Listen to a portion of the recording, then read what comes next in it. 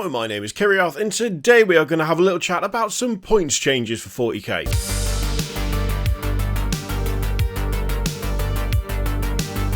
Now, while you don't necessarily need to keep up to date with every single book to have a good game of 40k, there are some interesting changes on the way with the new Munitorum Field Manual, because something has changed for my Leman Russ tanks. Now, actually, there's more to this than just that. It's not just those that are coming down in price points-wise. Quite a lot of stuff is coming down in price points-wise, but I'm particularly interested in the Leman Russ because it means that I can finally find some space in the list for one of the best tanks that Games Workshop do.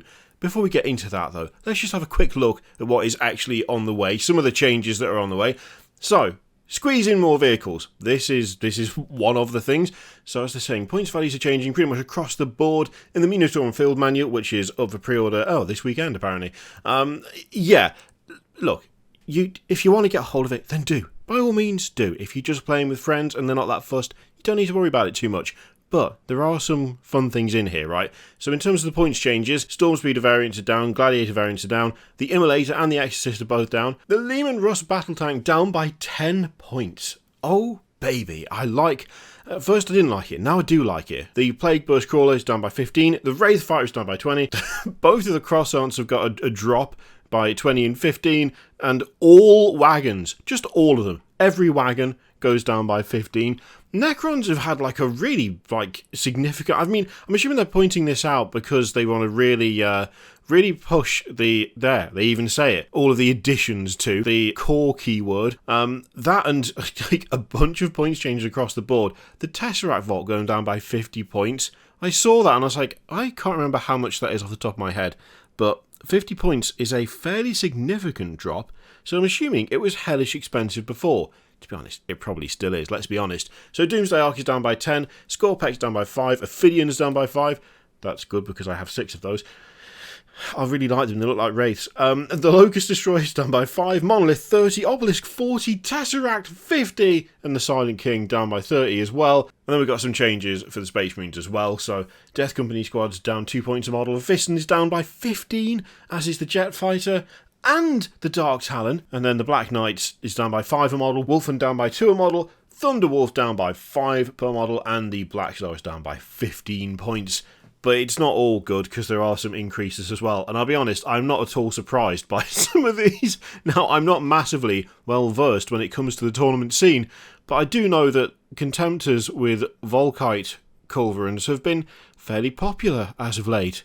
Fairly popular. I've seen them fairly often. So that doesn't surprise me at all. That's gone up by 10, as has the Chaplain on Bike and the Nemesis Dread Knight, which, again, feel like quite a few of those around recently. The Volkite Vugler. How do you even pronounce that? How do you even say it? How do you even say that word? That thing, and with Lightning Locks up by 5. The Foul Blightspawn is up by 15.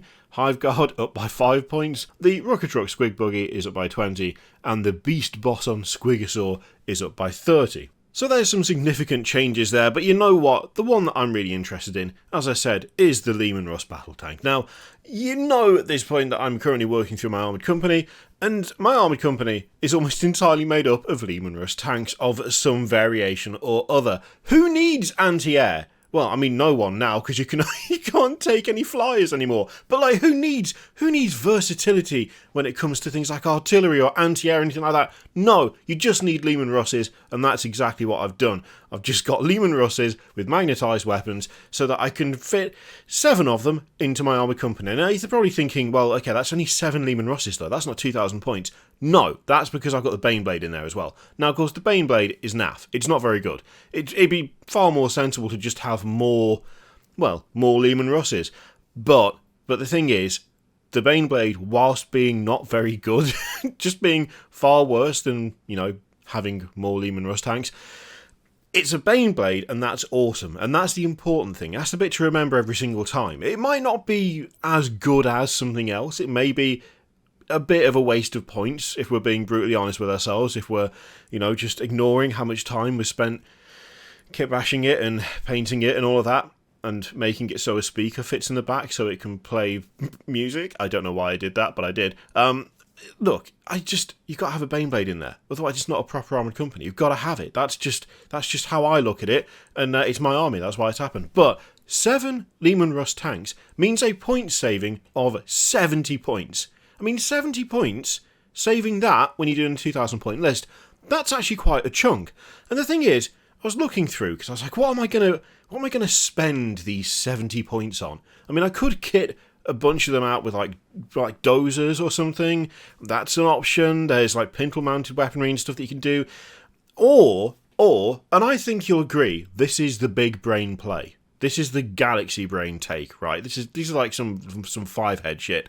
Instead of giving the Leman Russes more stuff, what if I took stuff off other ones that already had upgrades, and rather than trying to improve them overall, what if I instead opted for this? Now, bear with me here. This is the Cyclops Demolition Vehicle, and it's a tiny baby tank. It's a little tiny, teeny tiny, really small tank. It looks, I mean, it actually, to be honest, it's not, because it's so small, it looks a bit naff, but then it's because it will fit in the back of one of them. I mean, look at it. How could you not want one?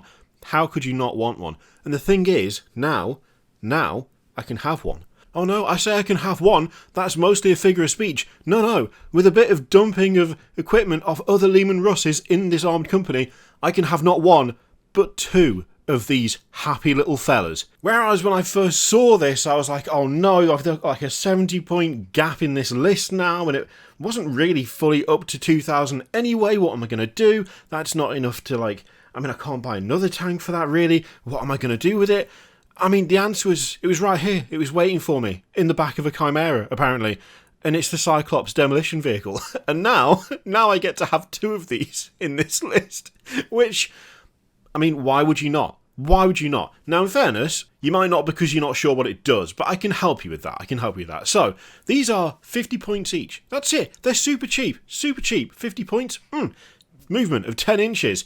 They've got strength 4, toughness of 6. They do have a weapon skill and a ballistic skill, but don't worry about that. Only got 4 wounds, but, they're only 50 points. The important thing is its abilities. Demolition Vehicle. The bearer can be selected to shoot whenever it's within engagement range of any enemy unit and can make attacks with its Cyclops Demolition Charge when doing so. When this unit is selected to shoot with its Cyclops Demolition Charge, you must target and resolve attacks against every other visible unit within range, friendly and enemy. Important to point that out. Love it. Even if those units are within engagement range of models from a unit from the opposing side, after this unit shoots with Cyclops Demolition Charge, it is destroyed. In addition, this model cannot control objective markers or perform actions, shockingly. So yeah, this thing explodes. It goes into somewhere, it does 2d6, strength 9, AP -2, damage 3, it's also blast, it got a 6-inch range, which is actually not too bad, and it explodes. Basically, this is the best little tank that they've done. It's brilliant, it's fantastic, it's absolutely ludicrous, and and to be honest, I wouldn't even think of taking this. I wouldn't bother, except they've chopped 70 points out of my list. They've chopped 70 points out, and with a little bit of scrimping and saving elsewhere, I can have 2 of these. Why would I not do that? Why would I not have 2? I'm already running a Baneblade, and that's terrible. Why would I not go for the tiny baby tank that gets within range of something and then explodes, if it makes it that far, which it probably won't? It's totally worth it. So, you know what? These points changes, the ones for the Leman Russ specifically, I'm loving it. I'm loving their work because, I mean, just the general feel of this army has been forever altered by this. And I say forever altered, until they then raise the points back up again, because whenever they release the next codex for the Imperial Guard, I'm sure there'll be some sort of nonsense in there, and something a bit undercosted, and then they'll have to fix it. I'm sure something like that will happen, so it's not going to last forever. But whilst it does, I'm going to absolutely love the addition of 2 Cyclops Demolition Vehicles to my army, because what else would you even do with that 70 points? I mean, if you have any suggestions, then by all means do drop them in the comments down below, even though you know that the likelihood is it'll be 2 Cyclops demolition vehicles, and I'm going to be living my best life with tiny tracked terrors that explode on contact with the enemy, because that is the way forward, and that's how I like to do things around here. Anyway, those points changes, has anything you are running been affected by, and if so, badly or goodly? Goodly? Is that even a...